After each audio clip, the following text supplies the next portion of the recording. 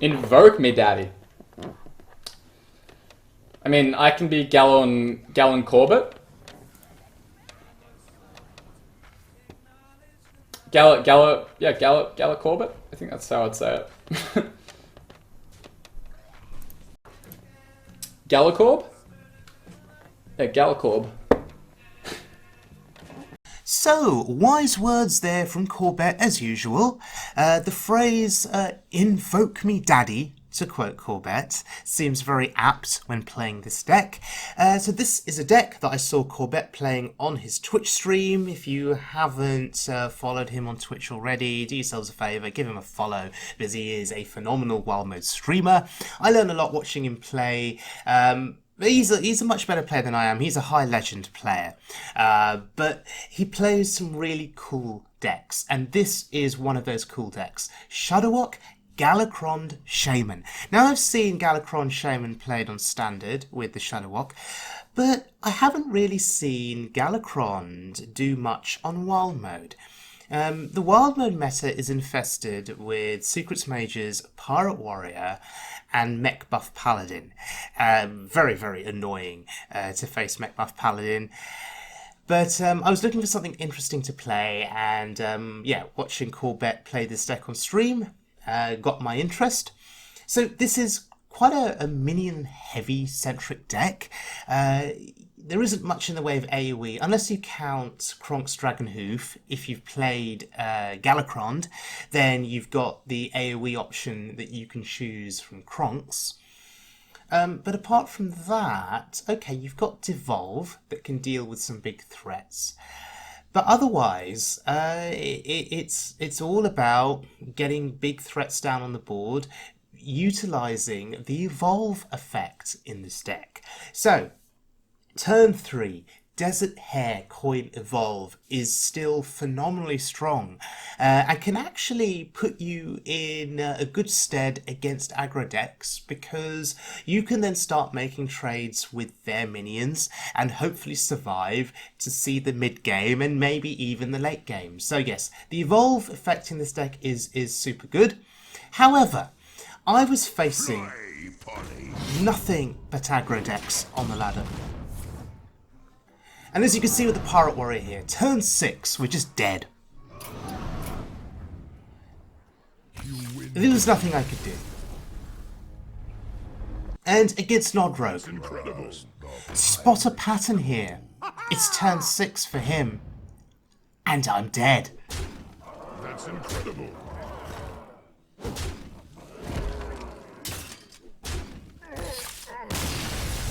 Okay. Next game, oh, it's a Mech Buff Paladin. And, oh look, we actually evolved the board. We actually got some significant threats down. But Magnetic Effect number 1, Magnetic Effect number 2, Magnetic Effect number 3. We're actually dead. 3 Magnetic Effects on one turn actually killed us. But okay, let's look at another game here, a full game. And then you can see there that my win-loss record with this deck is, well, very, very poor. We've lost those 3 games. Those are the 3 highlights that you saw earlier, getting trounced by aggro. But in this game, I'm feeling a bit more hopeful. It's a warrior, which means it's probably going to be a pirate warrior. What else would it be? Which I find interesting because there's so much aggro at ranks 1, 2 and 3 on the wild ladder. You would think that at this rank more people would start playing Control Warrior. But anyway, let's see what his turn 1 play is. Is he going to flood the board with pirates?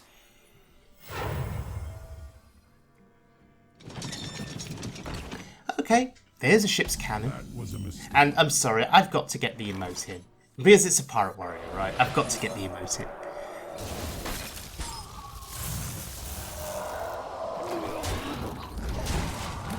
And who knows? That play there, that turn there, could have been the game-winning play for us. Because we killed the ship's cannon. Which means now that he puts pirates on the board, our face is not going to be taking a ridiculous amount of damage.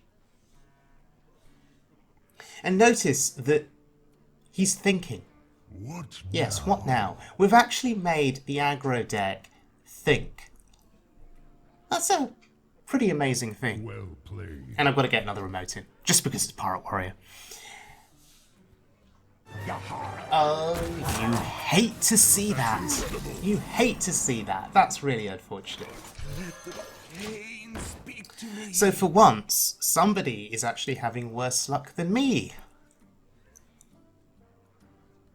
You know, tempo ship's cannon, patches from hand. It looks like we're going to win this game. Trust the pirates. I mean, isn't that the unwritten Hearthstone law?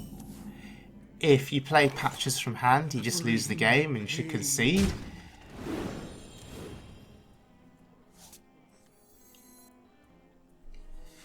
And so, pondering the Acolyte here, or the Corridor Creeper. The Corridor Creeper, it's just better stats. But the Acolyte, it's card draw.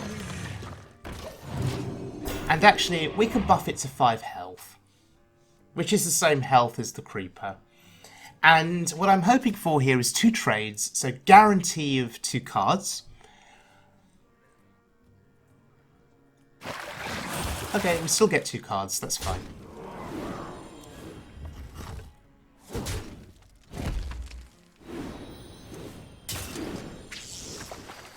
And against the Pirate Warrior, both of those are pretty good cards to get.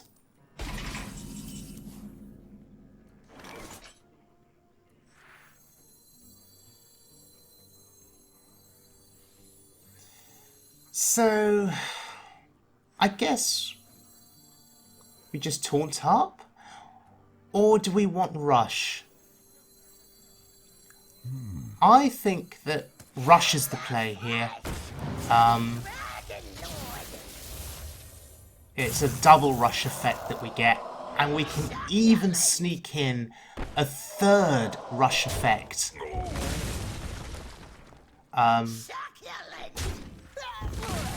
Because we can freeze his face, invoke Galakrond, and there it is. And that's a board. That's a pretty significant board for him to deal with. Because now he's behind. Although buffing Ankar is quite scary. And Dragon's Pack there is probably going to be the play, right? Bring the pain. We make the trades.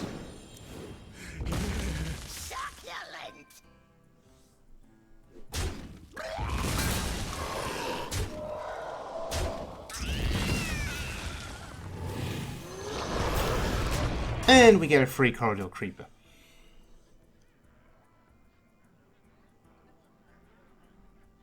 So, not long to go until we get the full value on the Galakrond. We just need to do a bit more invoking.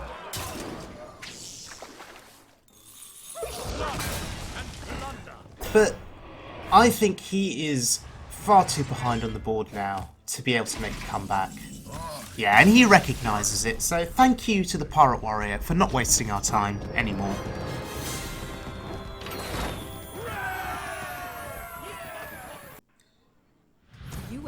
Okay, next full game. It's against a mage, and I'm starting to feel a bit more confident with this deck now. Despite suffering those crushing losses against the Pirate Warriors and the Odd Rogues and the Mech Paladins, starting to feel a bit more confident. Still not at what you'd call a great win-loss record with this deck. But this is a mage. At least it's not a paladin. That just makes me a bit happier.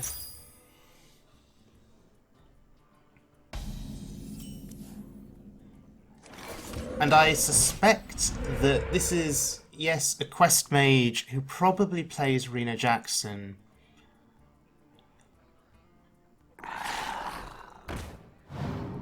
Okay, interesting. So, based on what he's played here, My suspicion is that he's going to look to complete the quest. I believe this build plays at least a couple of giants. So I think he's going to look to get the giants down the board. Maybe play Vargoth, get the quest complete, and then just play Time Warp, I should say, and then go face several times with the giants. I think that will be his end game strategy. So the question is, can we race him? Can we be the aggressor?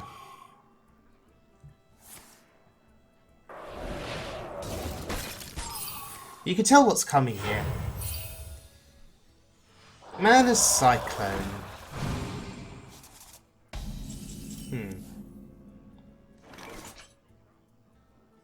I will act as your scale dragon.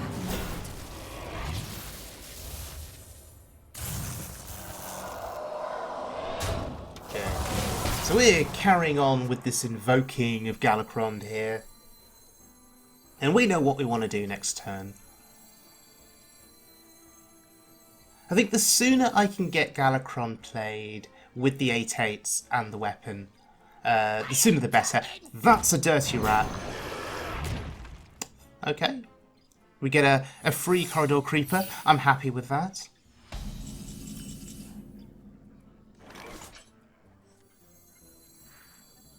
Double the power, double the storm.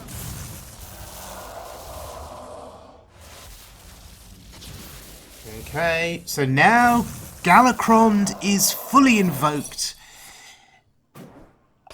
Don't care about that.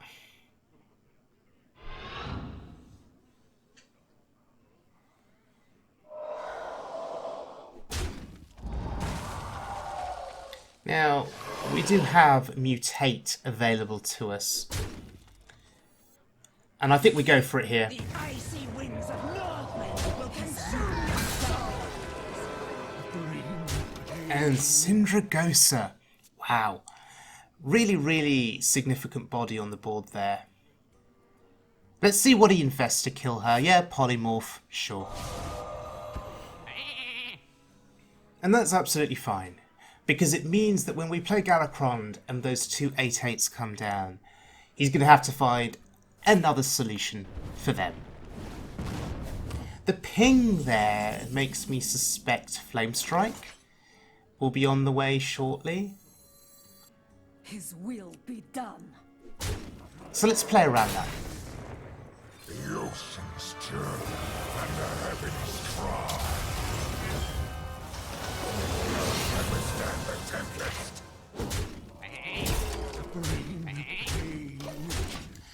These sheep are doing some serious work here. So if he does Flame Strike, he'll kill 2 sheep, a totem, and an acolyte. I'm absolutely fine with that.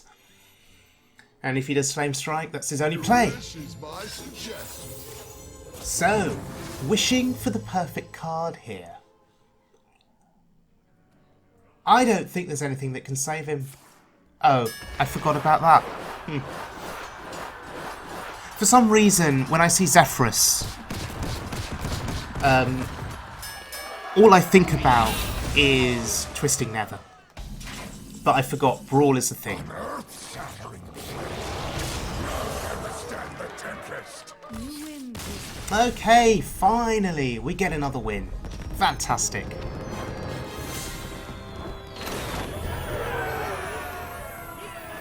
Okay, so in the end, we were able to make positive progress with this deck. Losing, those games, those 4 games to the aggro decks was quite crushing and quite depressing. But we started to find our groove and we made our comeback, and we were able to take down a Pirate Warrior who perhaps didn't draw as perfectly as he would have liked. Patches in hand is quite a sad thing to see.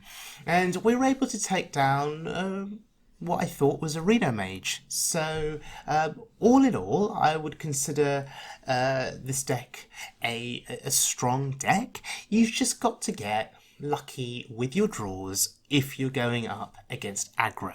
That's the key thing.